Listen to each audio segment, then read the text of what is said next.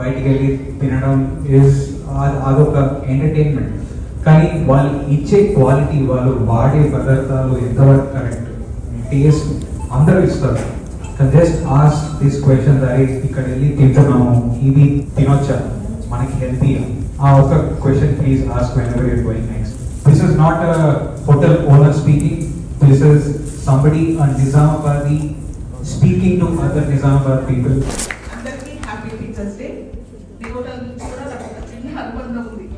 మా అమ్మగారికి టైఫాయిడ్ జ్వరం వచ్చింది, తను బాగా సిక్ అయ్యారు. మార్నింగ్ టిఫిన్ కంపల్సరీ తినాలని అనుకున్నాను. డైలీ మార్నింగ్ కపిలా హోటల్ నుంచి 1 month ఇడ్లీ సాంబార్, అదాంతోనే తను హెల్తీగా అయ్యారు. కాబట్టి కపిలా హోటల్ ఇడ్లీకి ఒక బ్రాండ్ ఉంది.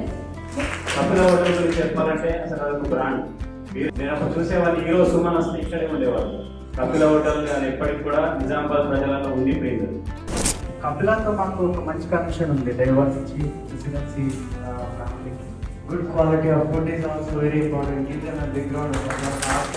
So thank you Kapila for being with us all the time. సో నాకున్నటువంటి అనుబంధం ఏంటి అంటే, ఐ గాట్ మ్యారీడ్ ఇన్ 1999. బట్టలు కొనడానికి ఇక్కడికి వచ్చాను.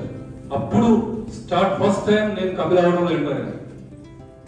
అప్పటి నుంచి ఇప్పటి వరకు దాదాపుగా every week we are coming and చాలా అనుబంధం ఉంది. అట్లాంటి ఫుడ్ మీరు ఇవ్వడం అనేది, మంచి క్వాలిటీ ఫుడ్ ఇవ్వడం అనేది చాలా great. But as they recognize this, very thankful to them.